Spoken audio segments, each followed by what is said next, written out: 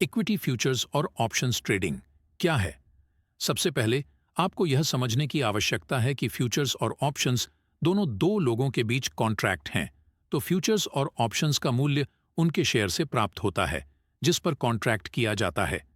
इसलिए जब भी शेयर की कीमत बढ़ती है, फ्यूचर्स और ऑप्शंस की कीमत भी बढ़ जाती है, और जब भी शेयर की कीमत गिरती है तो फ्यूचर्स और ऑप्शंस की कीमत भी गिर जाएगी।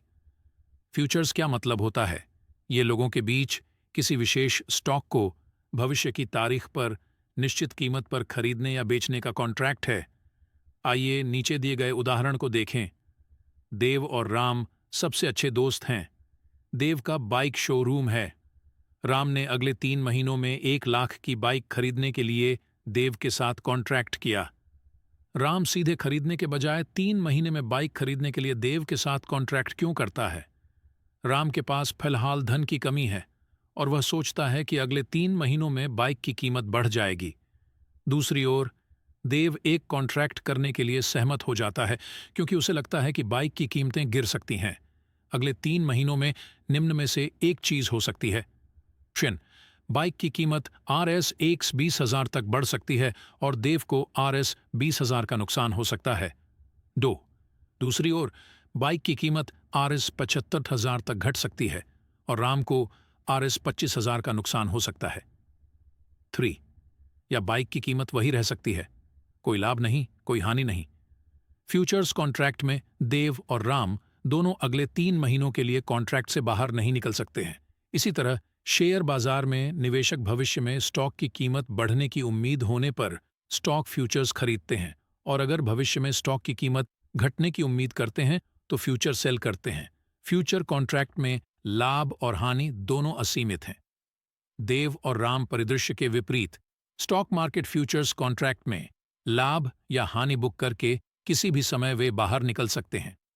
ऑप्शंस क्या होते हैं? ऑप्शंस कॉन्ट्रैक्ट फ्यूचर्स के समान हैं, लेकिन कुछ अंतरों के साथ। इस अंतर को बेहतर तरीके से समझा जा सकता है अगर हम ऑप्शंस खरीदने और ऑप्शंस बेचने के बारे में अलग अलग जानें। ऑप्शंस खरीदना फ्यूचर्स कॉन्ट्रैक्ट के विपरीत। यहां आपको कॉन्ट्रैक्ट में प्रवेश करने के लिए केवल प्रीमियम का भुगतान करना होगा, और यदि व्यापार आपके विरुद्ध जाता है तो आप केवल प्रीमियम खो देंगे। इसके विपरीत यदि व्यापार आपके पक्ष में जाता है तो आप असीमित मुनाफा कमाएंगे। इक्विटी फ्यूचर्स और ऑप्शंस ट्रेडिंग क्या है?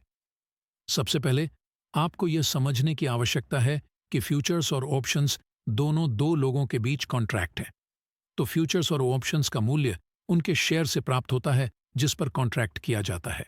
ऑप्शन बेचना, यहां आपको ऑप्शन खरीदार से प्रीमियम प्राप्त होगा और मुनाफा केवल प्राप्त प्रीमियम तक ही सीमित रहेगा। इसके विपरीत यदि व्यापार आपके विरुद्ध जाता है तो आपके नुकसान असीमित होंगे। आइए राम और देव परिदृश्य पर फिर से विचार करें। राम अगले 3 महीनों में RS 1 लाख की बाइक खरीदने के लिए देव के साथ एक ऑप्शंस कॉन्ट्रैक्ट करता है, लेकिन इस बार बाइक बुक करने के लिए RS 10,000 प्रीमियम का अग्रिम भुगतान करता है। अगले 3 महीनों में निम्न में से एक चीज हो सकती है। बाइक की कीमत RS 120,000 तक बढ़ सकती है और देव को RS 20,000 का नुकसान हो सकता है।